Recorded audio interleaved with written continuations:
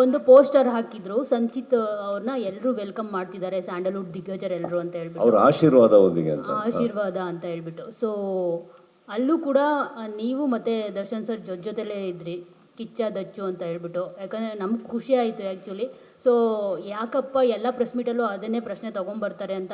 ಸಾರಿ ಅದಕ್ಕೆ. ಬಿಕಾಸ್ ನಾನು ಯಾಕೆ ಕೇಳ್ತಾ ಇದ್ದೀನಿ ಅಂದರೆ, ಇಬ್ಬರೂ ಜೊತೆಲೇ ಹಾಕಿದ್ರು, ಒಳ್ಳೆ ಗುಡ್ ಸೈನ್ ಅಲ್ವಾ ಅಂತ ಅನ್ನಿಸ್ತು. ಜೊತೆಗೆ ಈ ಸ್ಟಾರ್ ವಾರ್ ಅನ್ನೋದು ಸ್ಯಾಂಡಲ್ವುಡಲ್ಲಿ ಜಾಸ್ತಿ ಇದೆ compared to other industries. So ಅದೆಲ್ಲ ಸ್ಟಾರ್ ವಾರ್ ಇಲ್ಲದೆ ಎಲ್ಲರೂ ಚೆನ್ನಾಗಿದ್ದರೆ ಸಿನಿಮಾಗಳು ಚೆನ್ನಾಗಿ ಆಗುತ್ತೆ, ಎಲ್ಲ ಫ್ಯಾನ್ಸು ಬಂದು ಸಿನಿಮಾ ನೋಡ್ತಾರೆ. ಈ ಥರದ್ದೊಂದು ಪಾಸಿಟಿವ್ ಸೈನ್ ಬೇಕು ಅಂತಲೂ ಅನ್ನಿಸ್ತು, ಅದನ್ನು ಮಾಡಿದ್ದಾರೆ ಅಂತ ಅನಿಸುತ್ತೆ. ಸೊ ನಿಮ್ಗೆ ಒಂದು ಪೋಸ್ಟರ್ ನೋಡಿದಾಗ, ಎಲ್ಲರೂ ಒಟ್ಟಿಗೆ ನೋಡಿದಾಗ ಏನು ಅನ್ನಿಸ್ತು ಅನ್ನೋದು?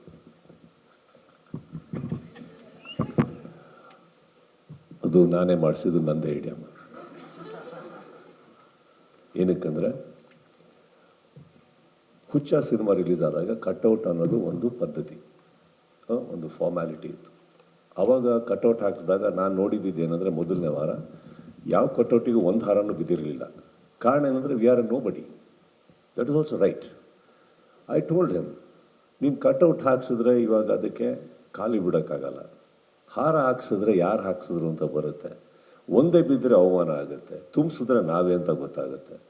ನಿನ್ನ ಕಟ್ಔಟ್ ಒಂದು ದಿವಸ ನಿನಗೆ ಹುಟ್ಕೊಳ್ಳೋ ಅಭಿಮಾನಿಗಳು ಕಟ್ಟಲಿ. ಈಗ ಸದ್ಯಕ್ಕೆ ಆಶೀರ್ವಾದದ ಬಂದಿಗೆ ಹೋಗು. ಕನ್ನಡ ಚಿತ್ರರಂಗ ಬೆಳೆಯೋದಕ್ಕೆ ಇವರು ಎಲ್ಲರೂ ಇದ್ದಾರೆ, ಇವ್ರನ್ನ ಬಿಟ್ಟು ಇನ್ನೂ ಇದ್ದಾರೆ.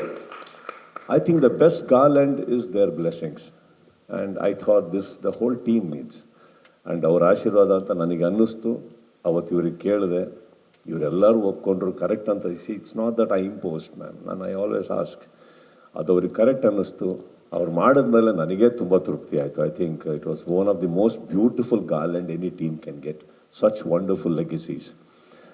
ಅದು ನಂಗೆ ಖುಷಿ ಆಯಿತು. ಈಗ ನೀವೇನು ಹೇಳ್ತಾ ಇದ್ದೀರಿ ಸ್ಟಾರ್ ವಾರ್ ಅನ್ನೋದು,